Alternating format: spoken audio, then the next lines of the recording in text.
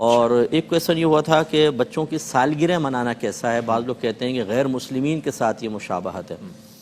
دیکھیں، یہ آیت تو غیر مسلمین سے ہے، لیکن یہ ایسی مشابہت نہیں ہے جو ان کا کوئی مذہبی علامت ہو۔ مذہبی علامت وہ ہے کہ جس کو دیکھنے کے بعد فوراً ذہن یہ کہے کہ یہ شاید فلاں مذہب والا ہے۔ جیسے سلیب گلے میں لٹکا لے کوئی شخص آ رہا ہو تو دیکھ کے یہی کہیں گے کہ کرسچن ہے، شاید یہ مذہبی علامت ہوتی ہے ان کی۔ اور اسی طرح بعض قومی شعار ہوتے ہیں کہ ایسی قومی امتیازی علامت کہ جیسے اسے دیکھیں تو انتقال ذہن کافر قوم کی طرف ہو۔ ان دو کو اختیار کرنا منع ہوتا ہے۔ اس کی وجہ یہ ہے کہ اس کو دیکھ کر، ایک مسلمان کو دیکھ کر غیر مسلم ہونے کی بدگمانی پیدا ہونا یا پیدا کرنا یہ غلط ہوتا ہے، اور سبب وہی بن رہا ہے۔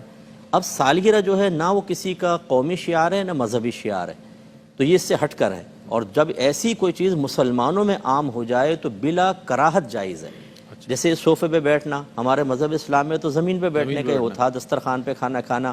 آج دیکھیں ٹیبل کرسی پہ کھانا کھا رہے ہیں، برش کا استعمال، چمچے کانٹے کا استعمال، پھر یہ دیگر کپڑے وغیرہ جدید ٹیکنالوجی سے استفادہ کرنا، یہ سب وہیں سے آیا ہے۔ تو یہ کیا مطلقاً اگر غیر مسلمین کی چیز استعمال کرنا یا ان کے طریقہ اختیار کرنا منع ہوتا تو غلط ہوتا۔ اچھا استاد، سالگرہ منانے پر تو آپ نے فرمایا کیک کے کاٹنے پر زیادہ وہ ہوتا ہے کہ بھائی کیک نہ کاٹیں، یہ غیر مسلموں کا شیوا ہے، کیا فرمائیں گے؟ مطلب یہ ایک بھولا پن ہے، پوری تقریب ہی وہ ان کی طرف سے آئی ہے، نہ کہ کیک کاٹنا۔ تو کیک کاٹنے میں بھی کوئی مسئلہ نہیں ہے۔ ہاں، یہ جو میلاد مصطفیٰ صلی اللہ علیہ وسلم پر کیک کاٹا جاتا ہے، اس میں میری گزارش یہ ہے کہ اس پہ نبی کریم کا نام اقدس نہ لکھیں اور اس طرح گنبد خضرا نہ بنائیں۔ وہ اس کو چاک کرتے ہیں اور چاک کرنے کے بعد وہ بھی کھا جاتے ہیں، یہ ادب کے خلاف ہے۔ سادہ رکھ کر کریں تو چلیں ٹھیک ہے۔ اچھا، ایک چیز اور